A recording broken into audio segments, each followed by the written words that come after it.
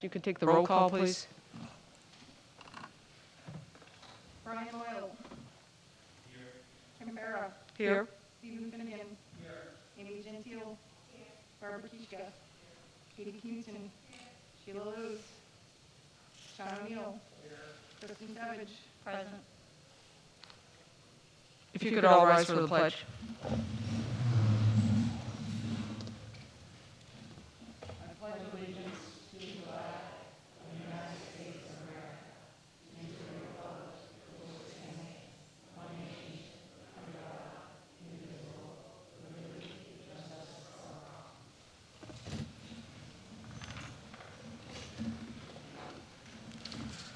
Moving on to the approval of the minutes from the 11:18 meeting. Is there a motion to approve the minutes? So moved. Kristen makes a motion, Steve seconds. All in favor? Opposed? Abstaining? 2 abstaining. 1, 2, 3. 602. I'd like to, if the board doesn't mind, take our next order of business out of order and recognize Charlotte Cody as the kids' governor for the state of New Hampshire. If she would like to come up, I'd appreciate it. And I'll turn this over to Mr. Kellum. First thing we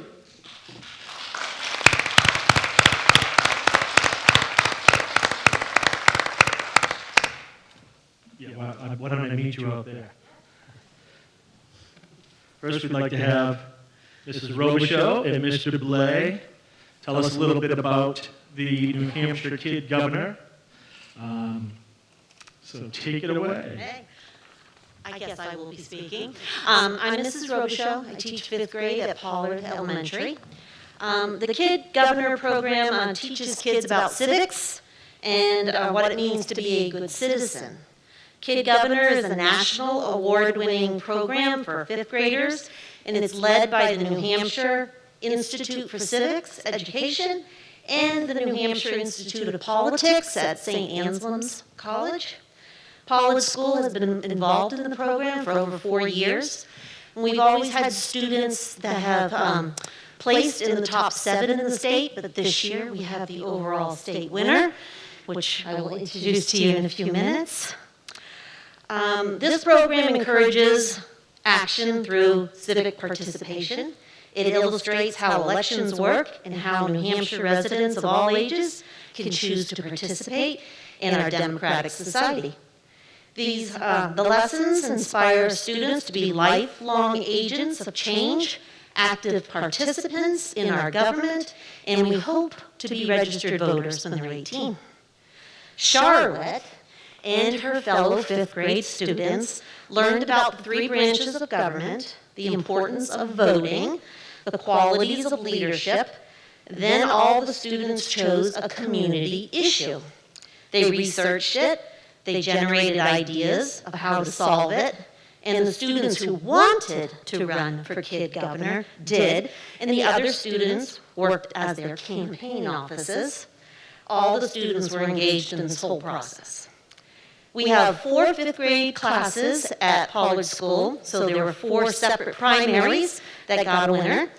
Then those winners from those classes went to the school 5th grade election. Charlotte won her primary, then she won the school election. And so as a Pollard nominee, she made a video of her platform, which you will all see in a moment.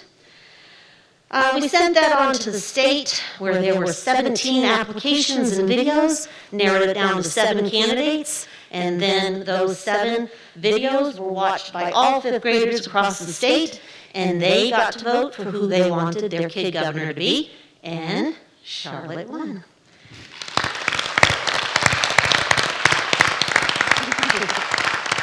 So my homeroom will attend her inauguration at the State House, and they will be performing a patriotic song then. Governor Sununu will be attending, and Charlotte will be sworn in by Chief Justice MacDonald. She will then serve a 1-year term of leadership, and she will work to fulfill her campaign platform and mobilize all students to take actions to make this difference. I would love for you to see her video. You may want to come down a little. I'm not sure how well you can see. That's like the front row at the drive-in for you. Yeah.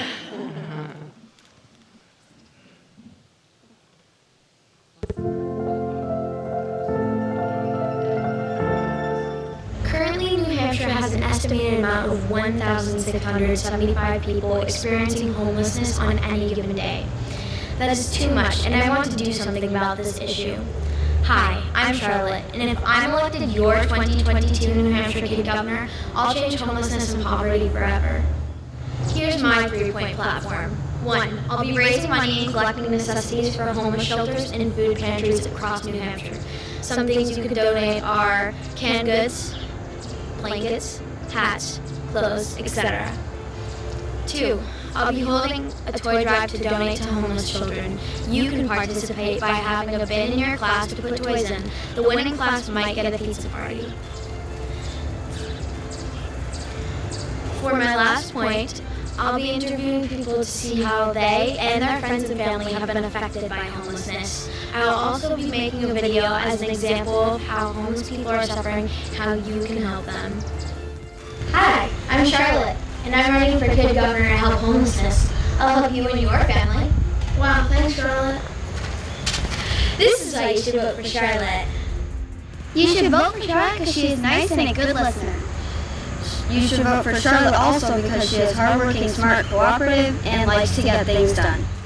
I hope I have encouraged you to vote for me, Charlotte, in this election. I believe homelessness and poverty is a big problem, and we can work together to fix it. Remember, if we can change poverty and homelessness, we can change lives. Vote for Charlotte!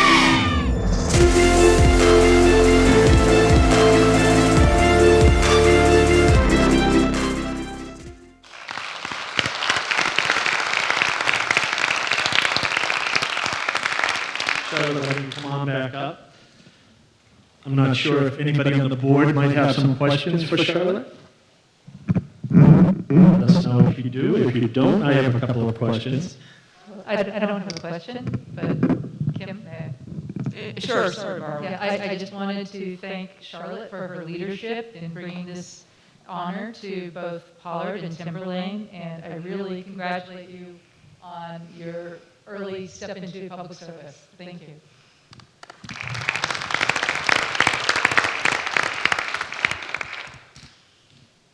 So I just wanted to say there were several of us at the ceremony at Pollard. It was really great. What I think struck many of us was the enthusiasm of your classmates in the 5th grade, which was really cool to see.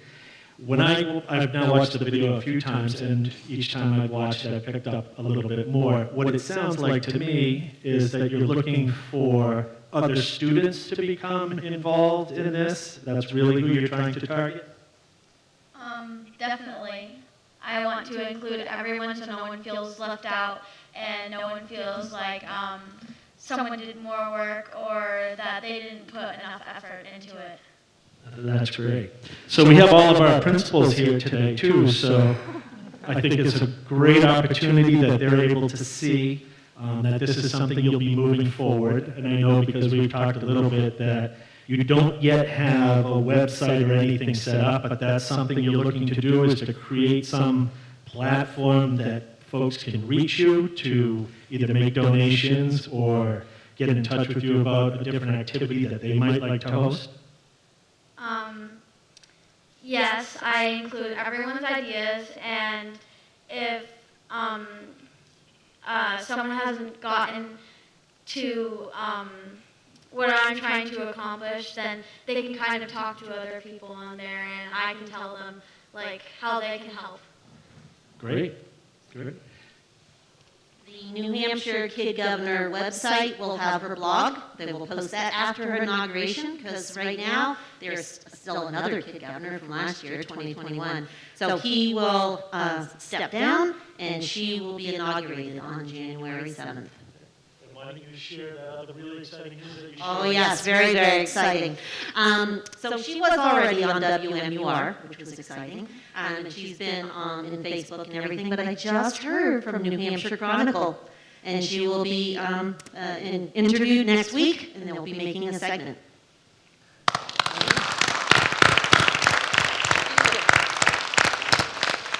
Well, Charlotte, I know I speak for everyone here when I say we are incredibly proud of you as a Timberlane student, as a Pollard School student. It's really an outstanding honor that you're really bestowing on all of us with the work that you're going to do. So thank you very much.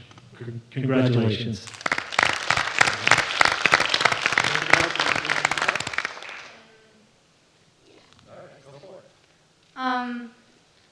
I thank all of my supporters and all of the people who made this possible for me. Thank you.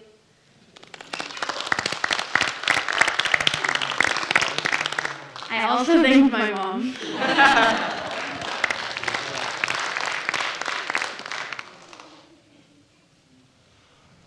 Thank you very much. Can I just quick, Charlotte, actually, my mic on? There we go.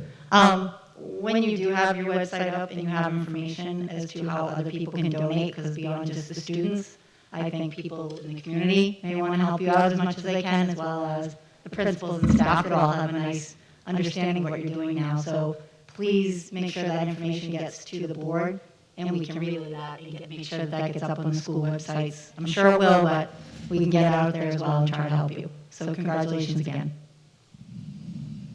Thank you. Okay, moving on. The next item on the agenda is delegates and individuals. Steve? Thank you. I'd actually like to make a motion, given how stacked our agenda is today, to move the delegate section to the end of the meeting, just so that we can get through to the business that we need to get through. Okay, Steve makes the motion. Excuse me. Excuse me, could we please have order in the room? Steve?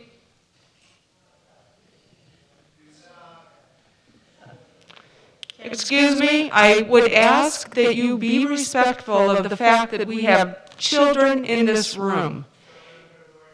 Excuse me, officers?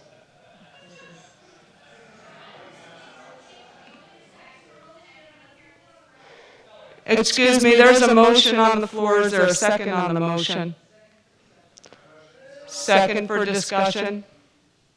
Before we do that, I would like to read a statement. I would like to address the rules of order at the Timberlane Regional School Board meetings. First, these board meetings are meetings specifically for the board to conduct its business.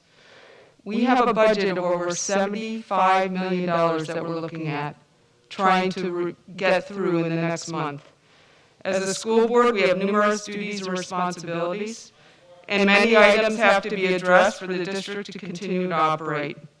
So while our board meetings are open to the public, our board meetings are not public hearings where the public has the right to speak out. In other words, board meetings are not public meetings, but meetings held in public. Second, while the board welcomes participation of all interested citizens, all attendees are expected to conduct themselves in a civil and respectful manner, and the board will not tolerate interruptions, harassment, discrimination, threats, or other conduct that interferes with its meeting. There is an appropriate time, excuse me. There's an appropriate time and a specific manner for citizens to be heard at board meetings, which is governed by policy BEDH, which states as follows: in order to assure that persons who wish to appear before the board may be heard, and at the same time, it may conduct its meetings properly and efficiently, the board adopts as policy the following procedures and rules pertaining to public participation at board meetings. During the delegations and individual section of each board meeting, residents may comment for up to no more than 3 minutes, unless waived by the board, by completing a comment card and submitting it to the recording secretary at the beginning of the meeting. Consistent with 91A:3, policy BEDB, and laws pertaining to student and family privacy rights, the board will not place any matter on the public agenda that is to be properly discussed in a non-public session. Complaints regarding individual employees, personnel, or students will be directed to the superintendent in accord with policies KE and KEB. All speakers are to conduct themselves in a civil manner. Obscene, libelous, defamatory, or violent statements will be considered out of order and will not be tolerated. The board chair may terminate the speaker's privilege of address if the speaker does not follow this rule of order. Persons appearing before the board are reminded that members of the board are without authority to act independently as individuals in official matters. Thus, questions may be directed to individual board members, but answers must be deferred pending consideration by the full board. Therefore, board members will take comments and presentations from the public under advisement only. Third, please be advised that the board intends to strictly comply with policy BEDH and expects all citizens to do the same while attending board meetings. Interruptions, name-calling, booing, speaking, and making remarks during the meeting will result in removal from the meeting. Violations of policy BEDH shall result in immediate removal from the meeting. Thus, please limit your time to 3 minutes.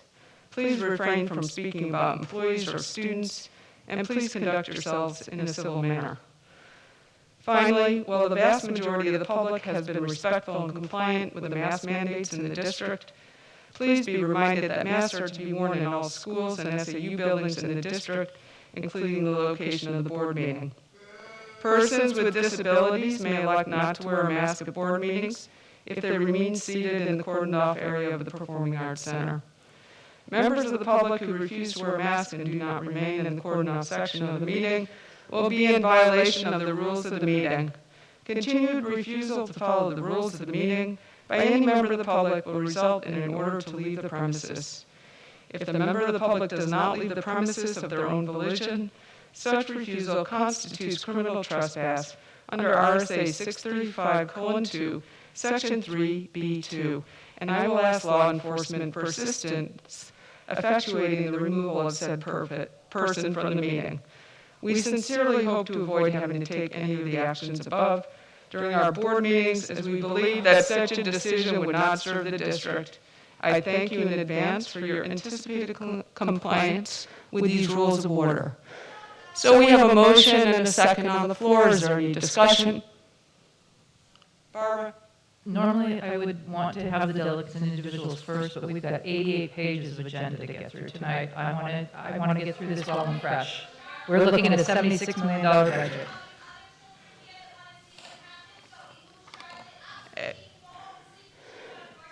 Excuse me, I have just read the rules of order for the meeting. I would ask the public to refrain from comment.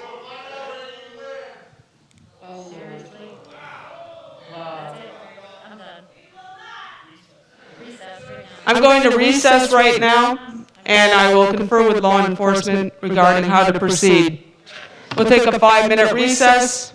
Could I have the lead officer come up here, please? I'd like to speak to somebody.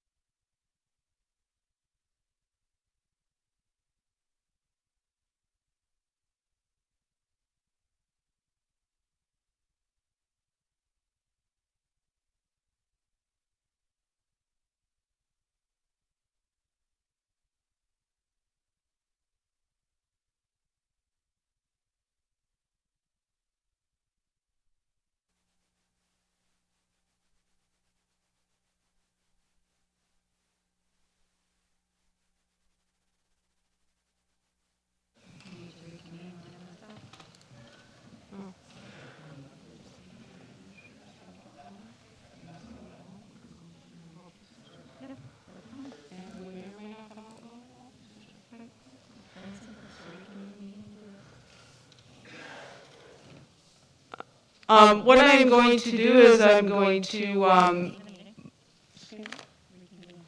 reconvene the meeting and stop the recess. I'm going to thank all the administrators that are here that were supposed to present, and I apologize that we are not going to have those presentations this evening. I'm sorry to have dragged you out here this evening. We are going to move into a non-public session because we have non-public business that needs to be taken care of.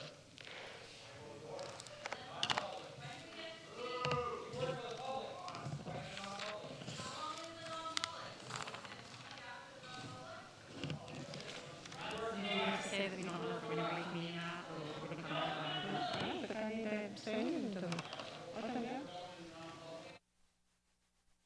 Non-public under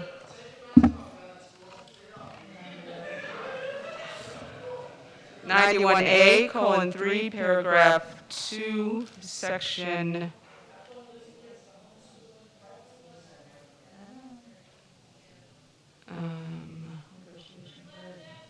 which is the negotiations under? Huh?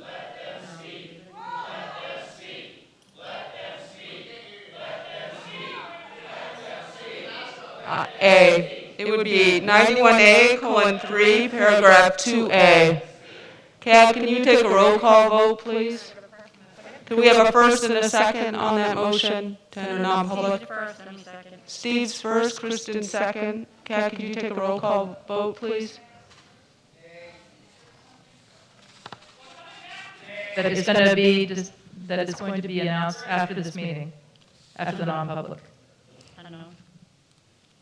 I don't know. I'm trying to figure out why we're having a non-public in the middle of a public.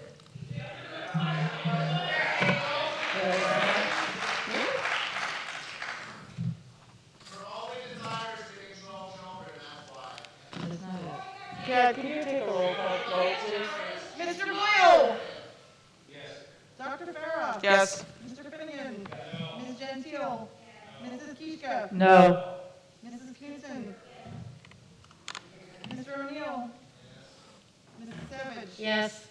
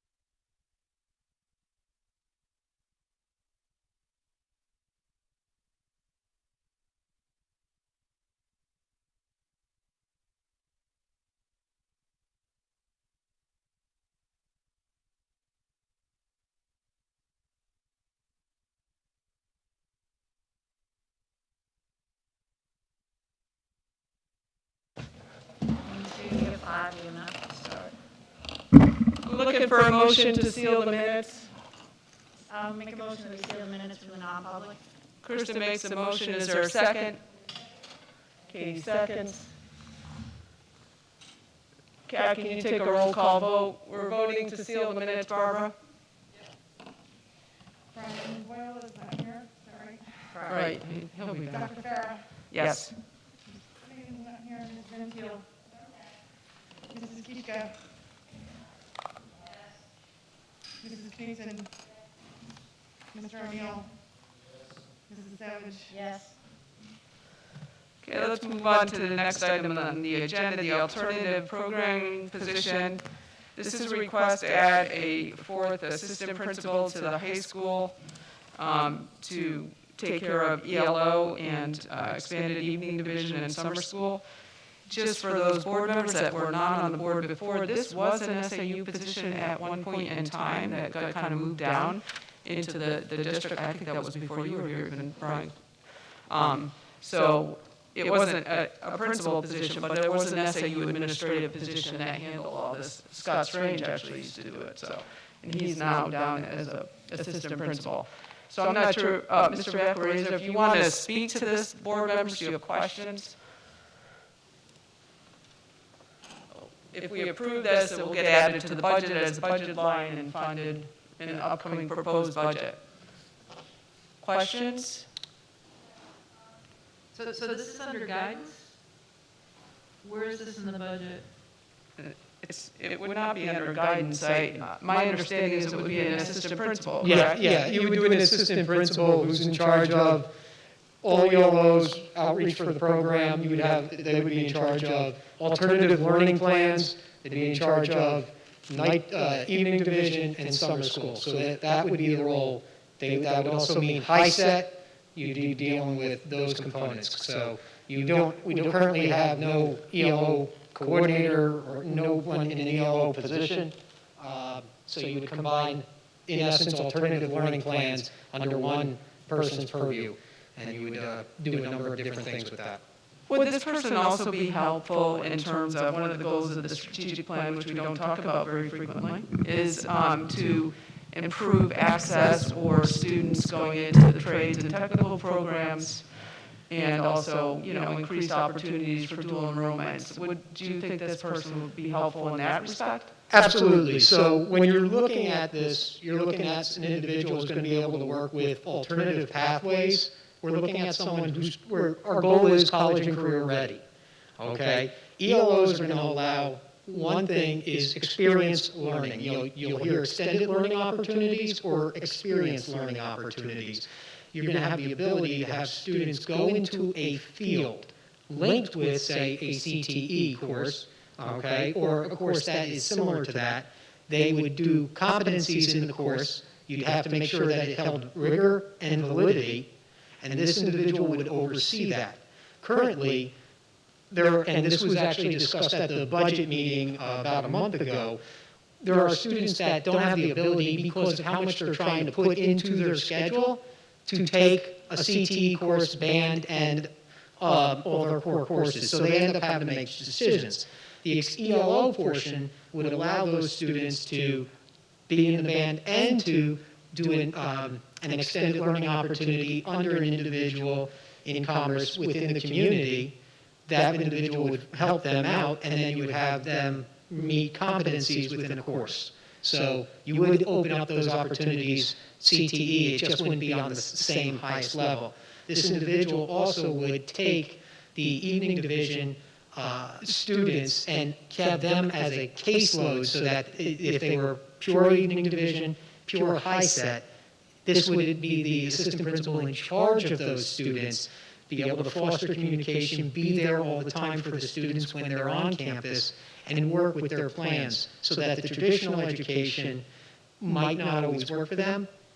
This individual would look to be creative, have the authority to create plans to meet the educational requirements, and to have them go with college career ready, or specific in your question, career ready. Okay, thank you. Other questions? Still trying to suss this out. So how many people do we have in continuing an alternative ed? How many are actually Timberlane students versus people from the community, Right now, I believe there are, roughly? between the high set and evening division of some sort, that means they could be partial day, partial evening, or straight evening. You're dealing with 89 students currently in the program. Now, one other thing to say, an ELO does not just need to be for a student who is on an alternative pathway or a student who is a struggling learner. To create a robust and strong ELO program, you're going to need somebody to have community outreach, work with the commerce within the community, and the individual could utilize this for people who just can't get a course into their schedule. They will now have that opportunity to get a course in. In my previous life, we had individuals who went to Harvard who did an ELO. Okay, we had individuals who, were in the top 10. We had individuals who might be in the bottom 10. An ELO isn't specific for just one group of people. It's an opportunity for all students, which I believe is directly linked with the strategic plan as well. I'm still trying to understand stuff. I'm fairly new. So what's the difference between this and guidance? I mean, wouldn't guidance be working on this sort of thing, the outreach to the extended learning? This individual is going to be the point person for the community, design the program for the students. So the guidance counselor is not necessarily going to make a class and make sure that it connects with the competencies in the class. They're not going to be the individuals who are going to be able to oversee this. You need somebody who can create ELOs. A guidance counselor isn't the one that you're going to have creating an ELO. They would find the course. They would deal with scheduling for the student. They would help with social emotional, but they wouldn't be the ones designing the individual course in this case. Okay, thank you for the clarification. All right, so I'm looking for a motion to approve this alternative programming position at the high school for the next academic year. Kristen makes a motion. Brian seconds. All in favor? How many people do we have here? 1, 2, 6? 6? 6, 0? 7. 7? 7? Oh, okay. All right. 7, 0. 7, 0. Sorry, yeah. Okay. I think what we'll do is move down to the curriculum. We can come back to the, well, what's the board's pleasure? Do you want to move down to? Let's just do what we know we have to do. Let's do what we know. Yes, let's go to curriculum next. Thanks, Kristen. Curriculum, high school program of studies proposal. This is the first read. Mr. Pedersen is going to come up here. I asked them not to print off the whole program of studies unless somebody wanted it, which I don't think we did, just to highlight changes.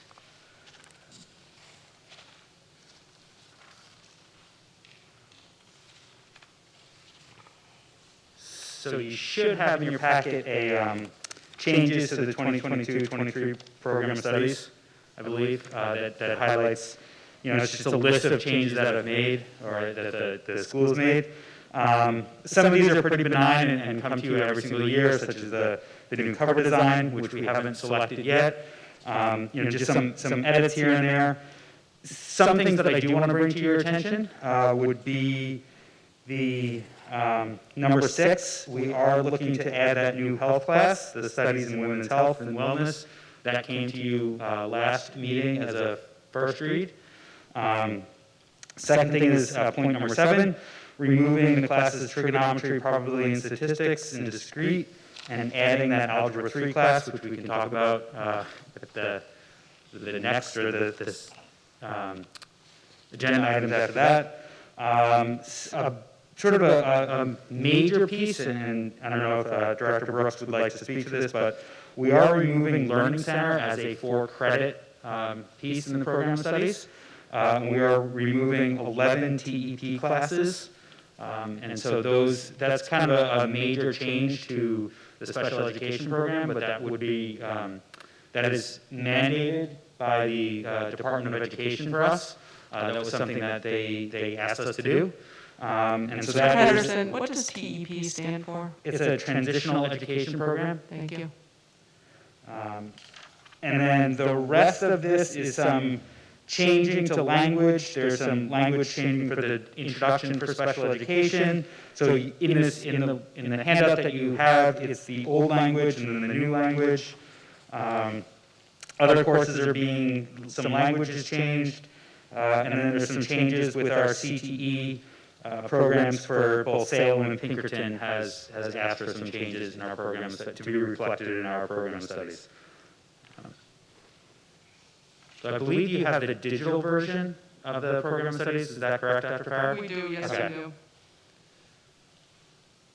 So this is the first read. I'll come to you again next board meeting for the second read. And then after that point, if it is all approved, we hope to bring it to the printers over December break. And then it is ready to hand out to students in January when it gets back from the printers. Somebody want to make a motion to accept this as a first read for I'll the, make a motion to accept the Second. changes as the first read. Kristen makes a motion, Barbara seconds. All in favor? 7-0. Next item on the agenda is the health science, or high school, sorry. Health science, health course proposal. HS at wherever, health science. High school health course proposal, how's that? This is a second read on that. Does anybody have any questions? We did talk about this a little bit last time. Any questions? If not, somebody want to make a motion?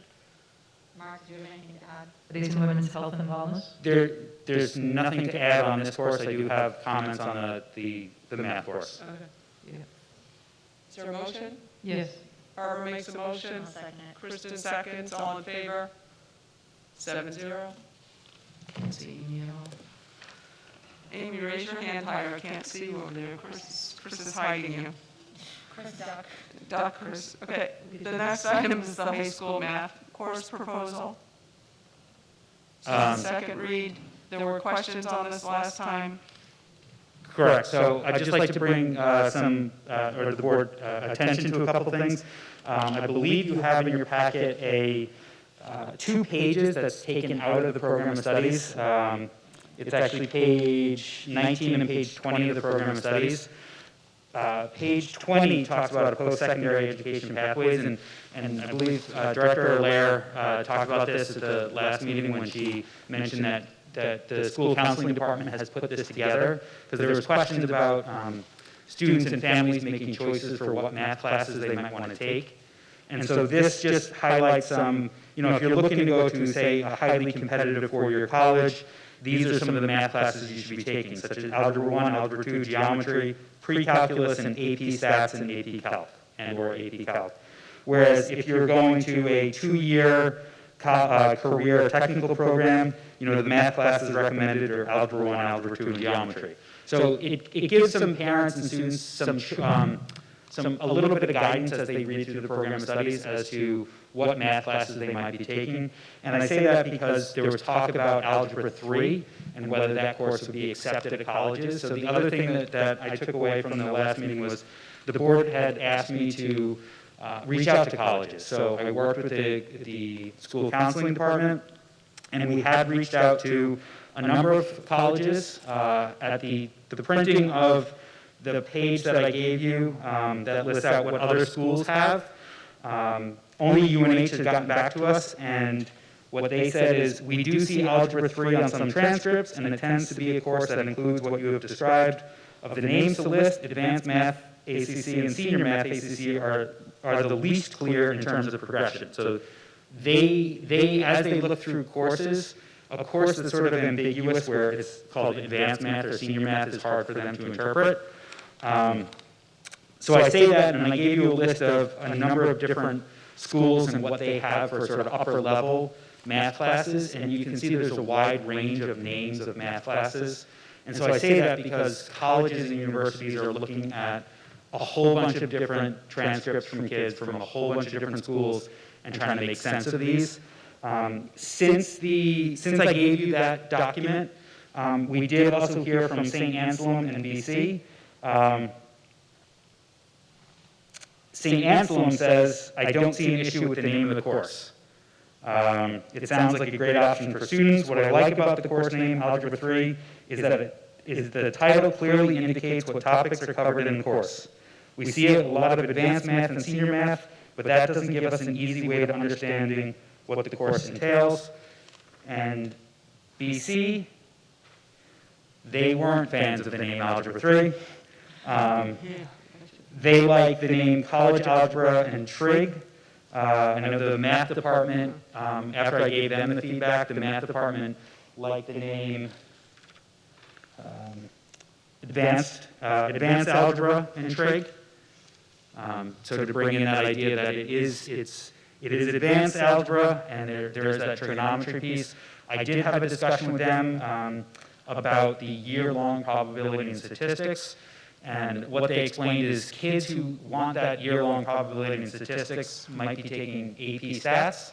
And what they're hoping to do with this course is give kids who maybe aren't going to take AP Calc or Pre-Calc a wide range of math topics. So kids in this class are going to be taking probability and statistics, trigonometry, get into some matrices, some logic, some sort of a little bit more general math that these kids might be seeing in college, depending upon, or various routes that they might be going into college. Like obviously a kid who is a STEM kid is most likely going to be taking Pre-Calc or AP Calc.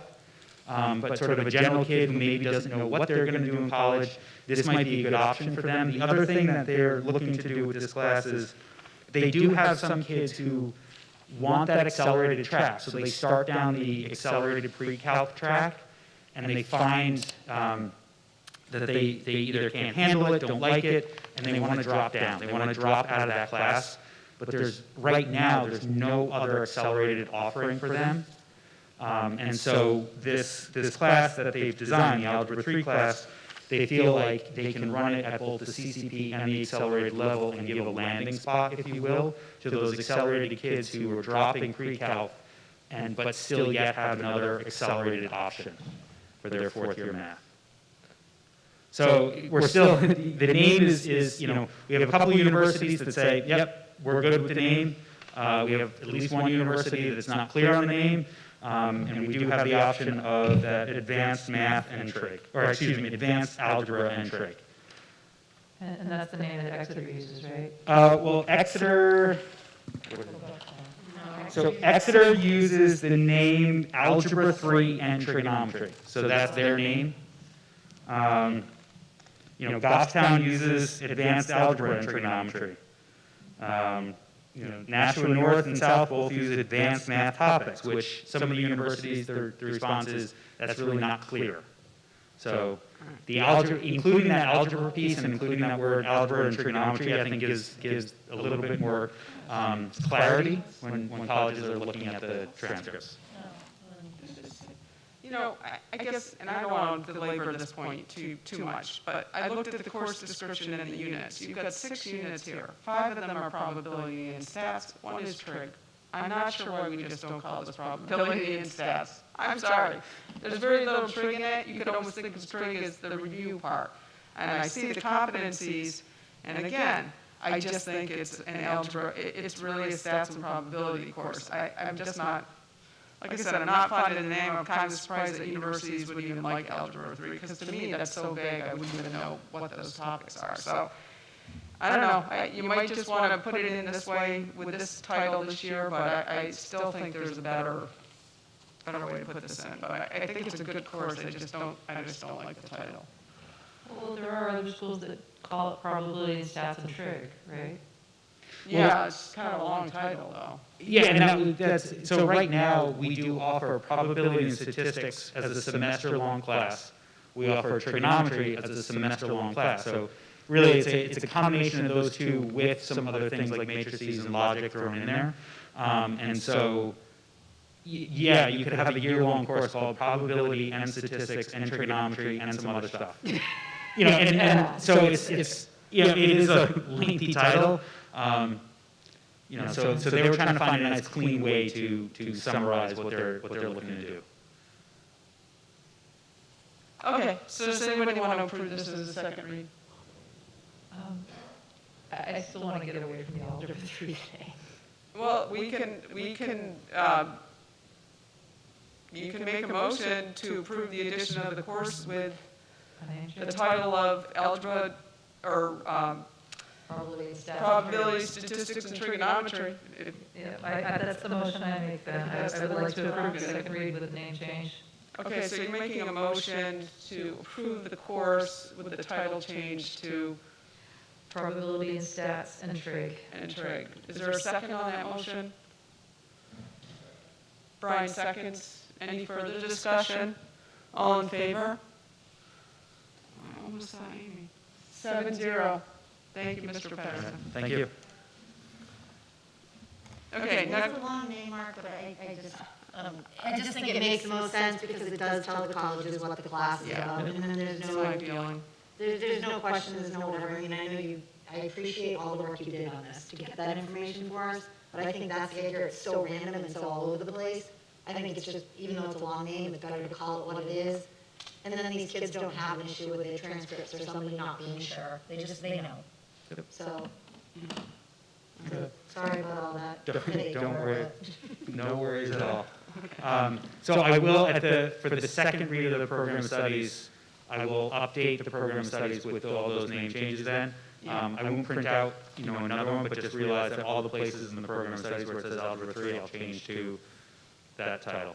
Okay, thank you. You just need another page of printed, that's all. Yeah. That's right. Okay.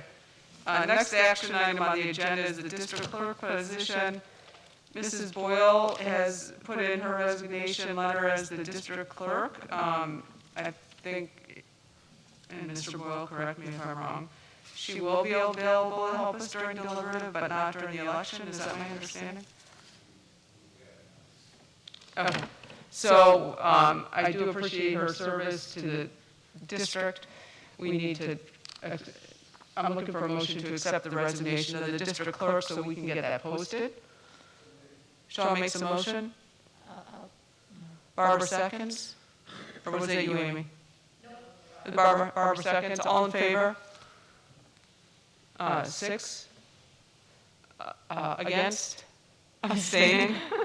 You didn't vote against? 6-0-1, I know. Brian, please tell Sharon thank you very much. I mean, we'll see her at deliberative, but thank her for everything she did. It's greatly appreciated. Yes, and so that'll be posted if anybody's interested. We did up the stipend last year. I don't know what the stipend is, but I think it's more than what we're making sitting on the school board for sure. Okay, so the next item on the agenda is policies. Amy, did you want to take this on the policies? Sure. The first policy that we have up for read is the Title IX sexual harassment policy and grievance process. All right, are there questions on that policy? It's a rather lengthy policy. It's 20 pages long. Excuse me, Barbara? So this appears to be a large change from the It previous is. I think policy. there were mandates that came down from the state, and there's been a lot of legal requirements in these, correct? Federal? Legislation enacted in 2019. Okay, Was the yeah. biggest driver. Yeah, it went from 4 pages to 22. Yeah. There seems to be an error because the last page says page 21 of 20. So there was a loophole that I saw in there. It basically says it can only happen in the United States. So if there's a school trip that's out of country, this wouldn't apply? I have no idea. Where are you reading, Barbara? Where in this It's somewhere policy? buried in the 20, but basically it says that the scope is only in the United States. If it's outside the United States, it doesn't apply. Only in the United States. Yeah, but school board policy, if it's a school trip. I don't know. I guess that would be a question we'd have to ask legal, I suppose, if it came up. I don't know. Chris? Sandy? Somebody have something to say? Dana?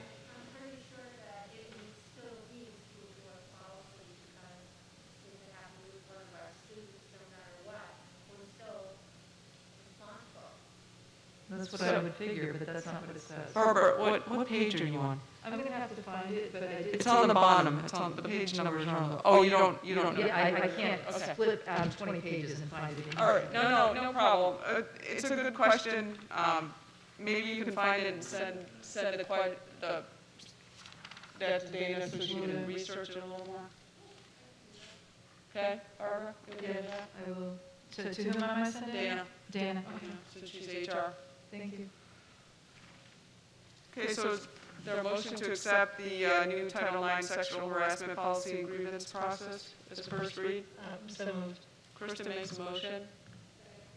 Katie seconds. All in favor? 7-0. Okay, Amy? Next item up for first read is policy review and evaluation, policy code BGC.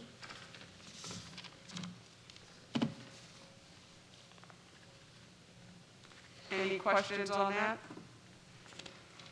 Do we have other first reads here, or are these second reads? I think the residency one is a first read. And the ones after the page that says second read adoption, so there are 3 that are second. Oh, so I typically, just so you know, we haven't done much policy, but a lot of times we'll do a motion to accept BGC, BGE, JFA as the first read. We'll do them all in one fell swoop. That makes it much easier. All right, since Jill's not here, I motion that we accept BG Board Policy, BGB Policy Adoption, BHC Board Employee Communications for second read. No, Barbara, we're doing the first reads on Oh, sorry. BGC, BGE and GFA. So I move that we accept those 3 policies for first read. Okay, Krista makes the motion.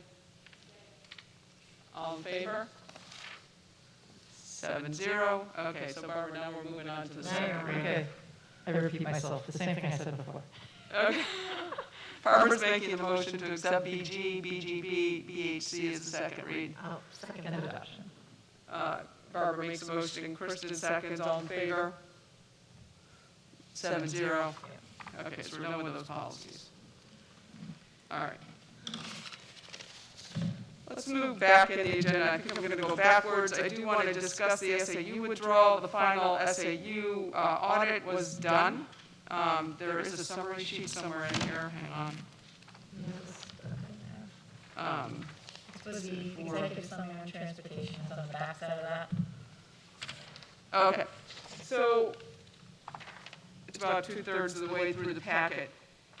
Based on the final audit, remember, we had an unreserved fund balance in SAU 55. There were some existing liabilities that had to be paid out. We did try to negotiate paying out the retirement medical supplement payments, but what we did end up, that $74,250 represents Timberlane's portion of that liability.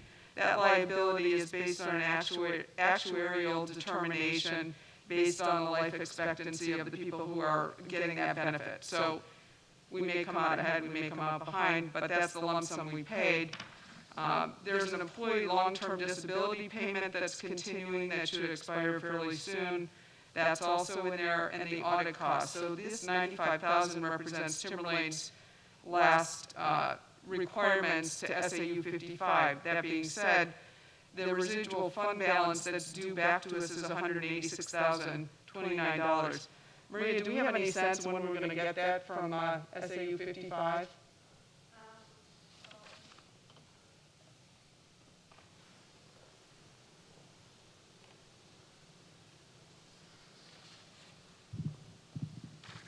So usually when separations happen, there is a grace period because a last minute bill can come or anything like that can happen. I mean, December will be 6 months since the separation, so I think we should be getting it soon since the audit is done and we have given a 6-month grace period. And I know the Hampstead board voted to approve these numbers, so hopefully we should be seeing that check into our funds pretty soon. So that should complete the SAU withdrawal. Sean? Yeah, just to, so I understand this, is that after we pay the $95,226, which then ends Timberlane's responsibilities into the long-term obligations at SAU 55, we are going to get 186,000 back? Correct. Okay, so then actually we would have had 186K plus 95K would have been. Correct. Okay, that's just what I want to understand. So we're actually coming out ahead, 186,000, Correct. when people were saying that it was all going to be costing us millions. Correct, yeah, that would, yes, exactly right. The final payment was 95,000, obviously those were payments that we had to make anyway. Even with those payments, we still had money, close to $200,000 that was coming back to the district on that. And if you look at the budget lines, because I asked Maria this question, because it's kind of hard to follow now because the SAU lines are dispersed in the budget. I think even for the proposed budget, we're still tracking slightly under what the SAU budget was, our payments 2 years ago. The proposed is almost right there, but yeah. It's Two years past, so the idea of this withdrawal was costing us millions was rather a fallacy. Okay, so, go ahead. I think Barbara, what did you say? Just saying, I want to thank Maria for the fastest SAU audit we've ever seen. I don't think Maria was were you responsible for that audit too? Well, the finance department. Okay, thank you. me and my team, yeah. Well, it was the SAU 55 team. Can we flip that page over? Yes, we're going backwards now So on the agenda. transportation. To transportation. So, again, we just have the executive summary here, we're talking about it now, but my question was, we have the gentleman here that was talking at the last meeting, and I'm reading the executive summary, and it doesn't really address what his concerns were, because he was stating that the bus stop locations were changing. And the way I'm reading this is basically transportation saying, well, we haven't gotten any complaints. So do we know what, I mean, are they changing the bus stops? Is this a concern, or are we to advise constituents to lodge a complaint, because if not, they're not going to address it? Is that kind of what I'm getting from this, or? He was actually speaking about was the late bus. Right. Right. So I had followed up both with the gentleman as well as the bus company. We both believed it was resolved. Actually, what he explained was that the driver asked about, well, if I drop you here, and his son said, yeah, that's fine. So we have to follow up about that. But the submissions that I referenced in this executive summary, you may recall what I had done was create a Google sheet, Google form rather, where folks can, you go to our website on the transportation page, you click on that Google form link, it will bring you to that, you answer a series of questions, which basically you're entering some information regarding any concerns that you might have, either about a bus stop, a lot of which of those concerns were actually early on in the school year. Where's my child's bus stop? I don't know how to find the bus stop. My student's a new kindergarten student. My student's a new middle school student. I'm not aware where the bus stops. Or I could do a breakdown for you, of course, but there really were a total of 21 of those submissions, and the last of which was on October 21st. So we haven't seen any submissions since. That doesn't mean people might have called the bus company itself. I haven't had any calls specific about transportation issues other than, disciplinary issues that occur on the school buses. Okay, thank you. 28 school buses, that's like 15 kids a bus, right? If you're doing 2 rounds of... Actually, I can pull up my computer, but there's a range, and I can provide additional information, either send it out or bring it, to the next meeting. There is a range. The average, I want to say the average in-district regular buses was somewhere in the 26 to 32 range, depending on morning or afternoon. Percent full, or what's the measurement? How many kids per? Technically, 74 students, that's 3 in each seat.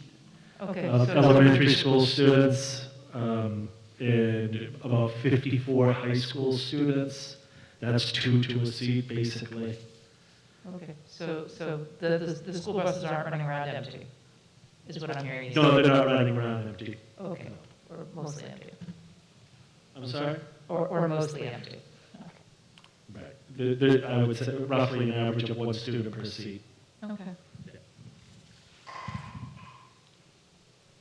Okay, thank you for that. Moving back up to a facilities update. At the last meeting, it came up that there have been issues with the restrooms. Mr. Inglesby has provided us a sad but wonderful summary of the issues in the restrooms.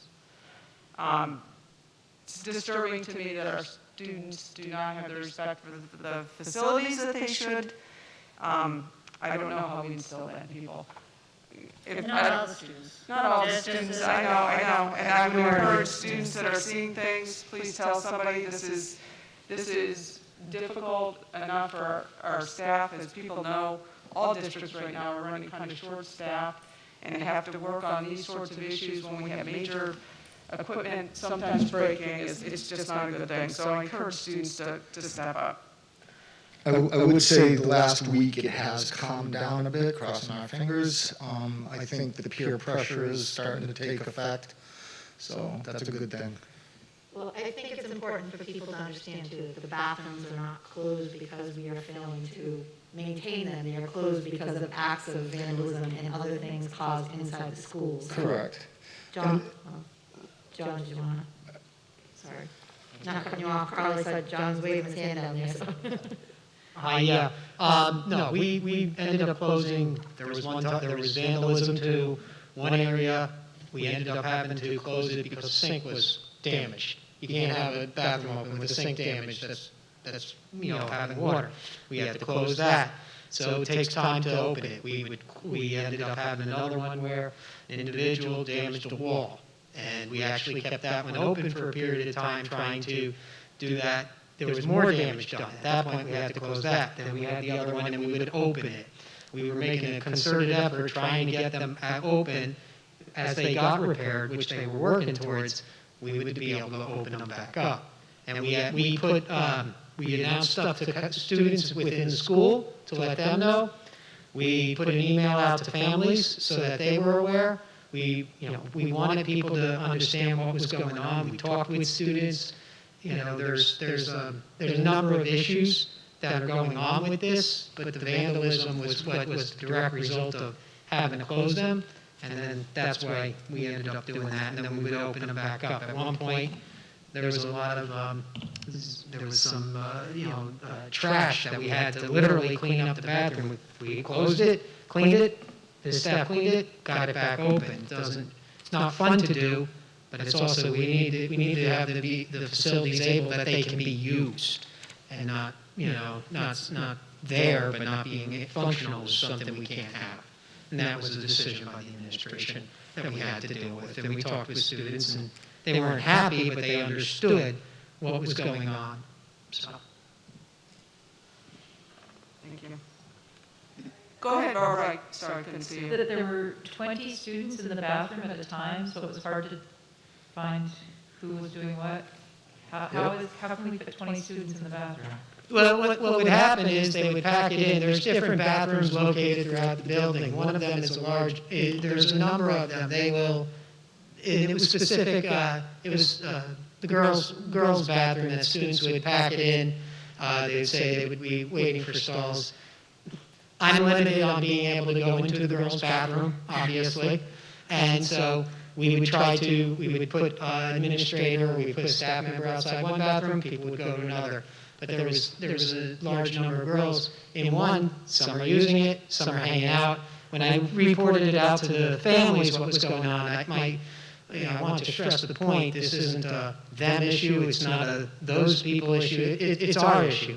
There is avoidance issues that students have. There's students who would partake and they would use vapes in there, and we would go in and try to get them out. When 20 go in, it was very, very difficult to determine this is one who's doing this and this is not. We have to be very careful on that. you don't want to make a claim to somebody who's not doing Could something. we limit how many kids are in the bathroom at once based on the number of stalls per bathroom? So that's ideally, yes. Then you need to have a staff member at every single place the entire time, and that we don't have the capacity to have a staff member at every single bathroom all the time. So you said you were thinking about a bathroom pass application? So we've been, even before this, we've been talking about a smart pass application, a pass, not necessarily for a bathroom, but you are trying to know when students are leaving the bathrooms or leaving to go to the class, when they're going, they could be going to the nurse, they could be going to administration. All passes. So in essence, it's an electronic pass system is what you do. It also allows you to know if somebody's out, where they were supposed to be. It designates where they're supposed to be, which is really what you want in a school for safety and security. So there's a benefit to that.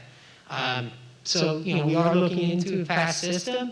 It also, it's better than bringing an item into the bathroom or bringing an item around, such as, passing and, then bringing it back and stuff like that. So there's a lot of benefits. It's a bit more sanitary. It is. And we've reached out to a school that's currently doing it as well and seeing what's the value, how does it work, does it cut down on class time, does it do, what are the drawbacks, what are the benefits. So we want to make as best an educated decision, how to help the students so that solves some of the problem. And accountability within the classroom. The one thing it does not solve is in between classes. And that's when you're talking about the situation that you talked about, it doesn't solve that problem. And as I said, we can locate people in 5, 6 locations. There's still other locations that we're dealing with. Okay, well, I appreciate all that you're trying to do, and I hope the peer pressure helps. I do want to say that the custodians have been on top of everything as much as possible, cleaning and disinfecting throughout the day. They've been going around almost on an hourly basis to inspect when we can. We did have one custodian out with COVID for a number of days, so the other custodian was, struggling. We did have other people help come in and cover during the lunch breaks, but during the mornings it was tough for that one custodian to get around to all the bathrooms on a more frequent basis. But we're all working together trying to fix this situation as fast as possible and the best of our abilities. Thank you, Mr. You're welcome. Any other facilities questions? Okay, thank you. Let's go back to the budget and the default budget. The default budget was distributed last time, so I asked that we just get a copy of the proposed budget. Just for people that aren't, we're not using the slides, I guess. The FY 2023 proposed budget right now stands at $75,623,000. The default budget stands at $76,300,000. It's always problematic to me when the default is that much higher than the proposed budget. I think part of the reason for this is, actually I know part of it, or Maria, maybe you should explain why this is.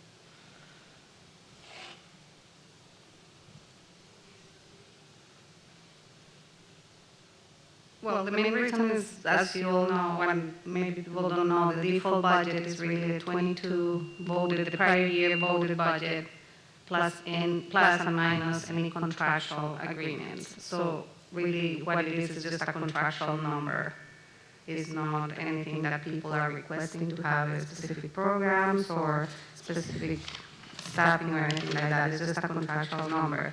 So it's hard to control that number somehow because there's not much that you can do with it.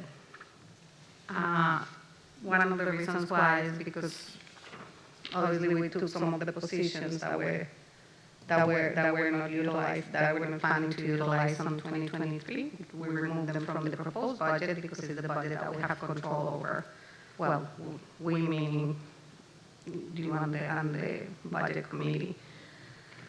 So that's basically the reason why, because there were brief positions last year that we know we're not going to utilize and they were removed from the proposed budget.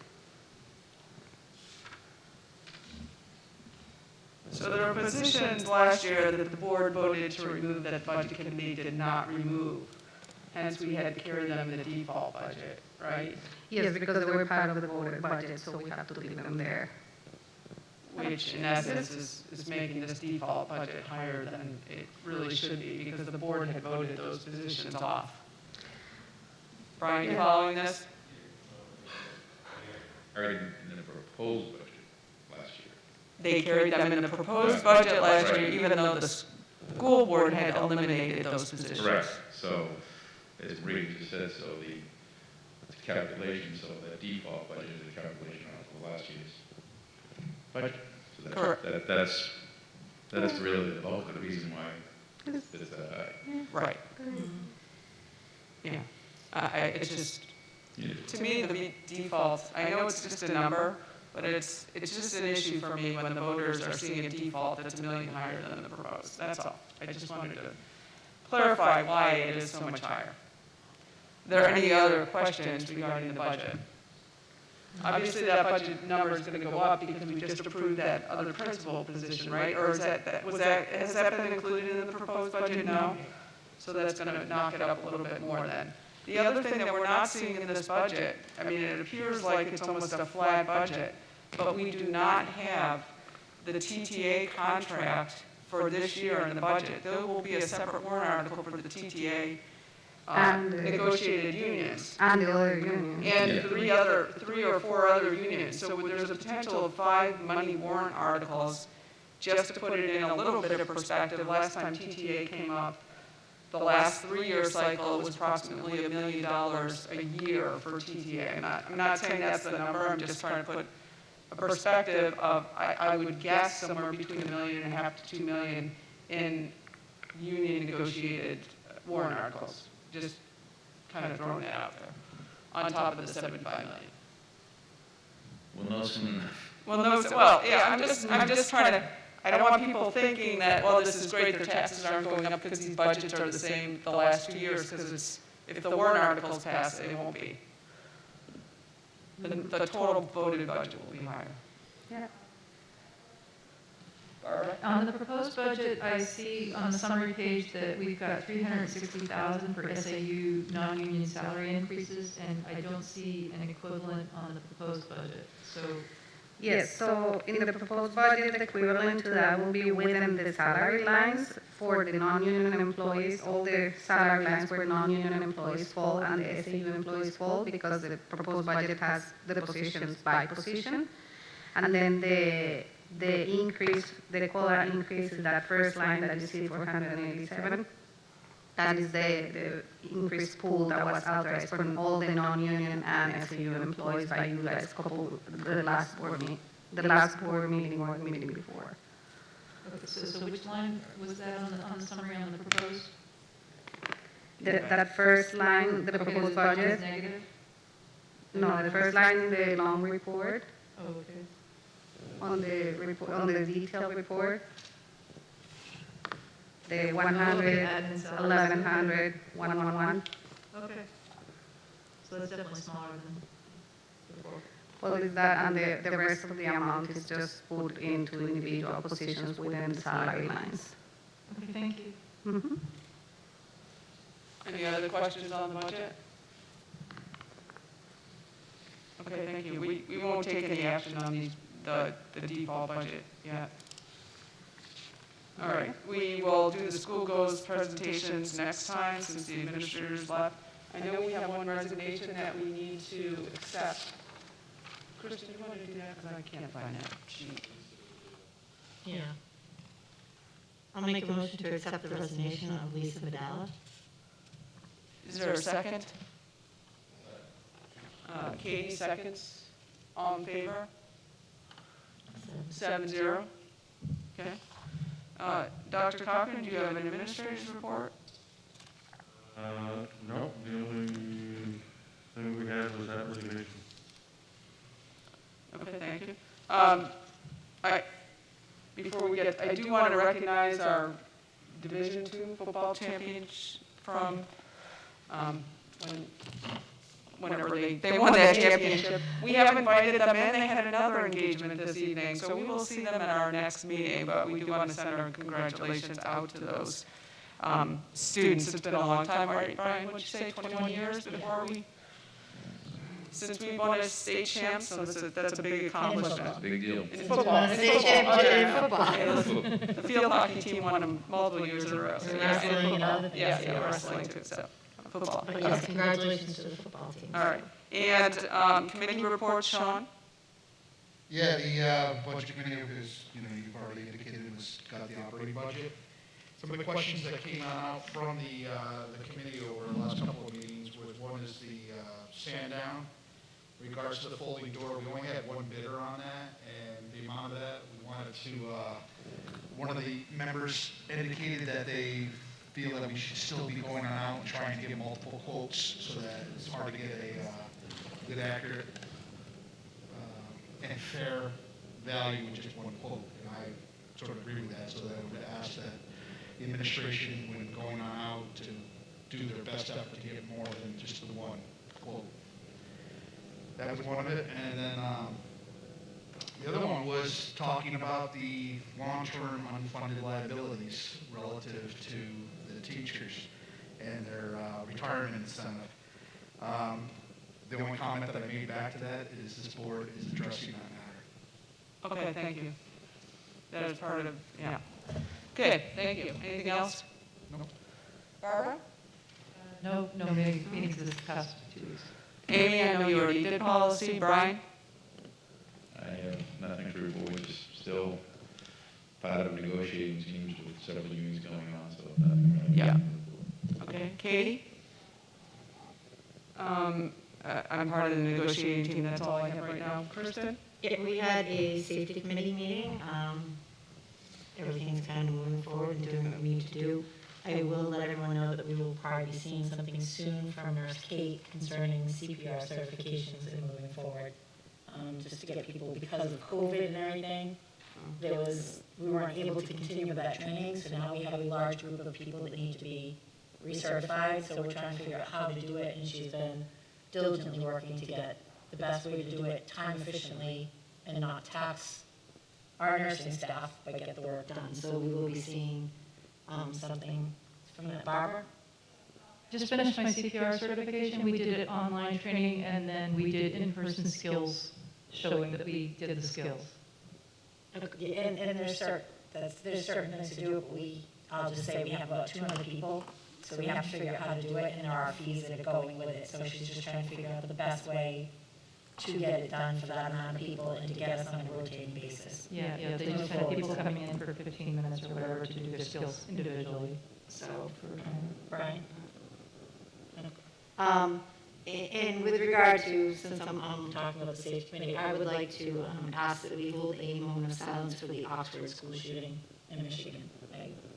My condolences to everyone out there and what they're dealing with, and all of the families and the students. And, we're not going to, there's so many other bigger problems in this world that we're dealing with, and I think we need to be able to focus on the important things, which are the students and what we do every day here. So if we can have a moment of silence for that, I would ask for that.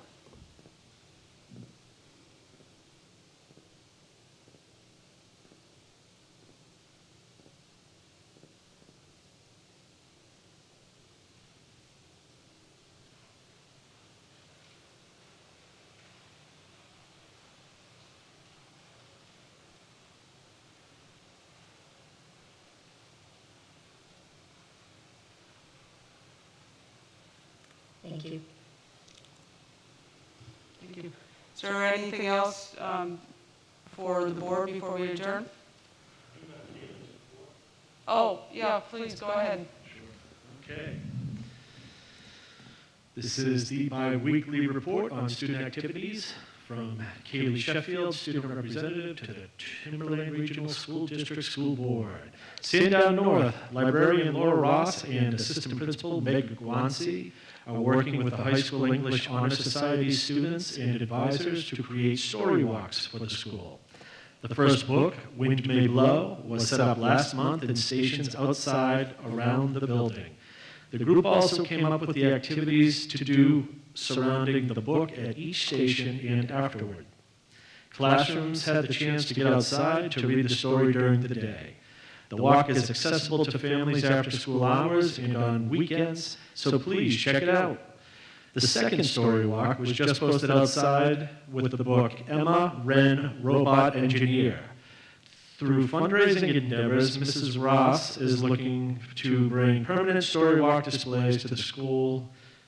Sandown North would additionally like to thank Sandown North would additionally like the Sandown PTA and the town's incredibly generous families for successfully organizing and executing a recess activities drive for the elementary students. They have received footballs, kickballs, frisbees, jump ropes, crafts, Legos, and board games. Sandown North students absolutely love the new activities and have been so excited to receive them.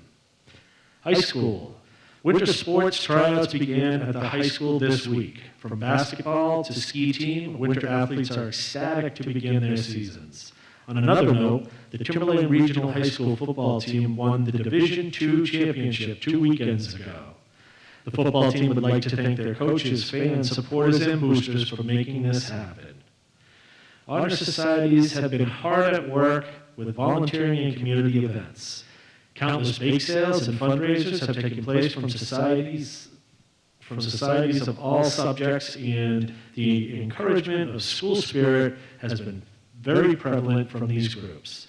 The Student Council has additionally been up and running per usual. It is currently planning their Festival of Lights, a drive-through holiday show for families that will be taking place from 6 p.m. until 8 p.m. on Saturday, December 11th. This is a community event open to all. And more information can be found on the Timberlane Student Council Instagram or by contacting Ms. Jennifer Libby or Kaylee Sheffield.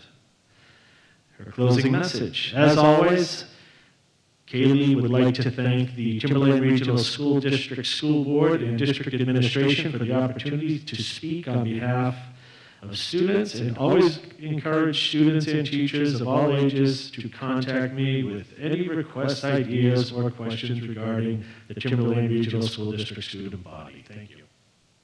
Thank you, Kaylee. Thank you, Kaylee. Hopefully you'll be at a meeting. All right, so thank you everybody for staying, and we'll see you in a few weeks. Thank you. The mic for just a second. I really appreciate the nice holiday decorations here with the poinsettias and the lights. Nice touch, thank you. I don't know if they were for us or not, but I thought I'd point them out. I think it was from the concerts. Oh, I I thought they were for us. No, it's not for us. It's all the concerts. Pretend they're for us. So we're the seat. The concert last night, it was the rock ensemble and the jazz ensemble, as well as the jazz band.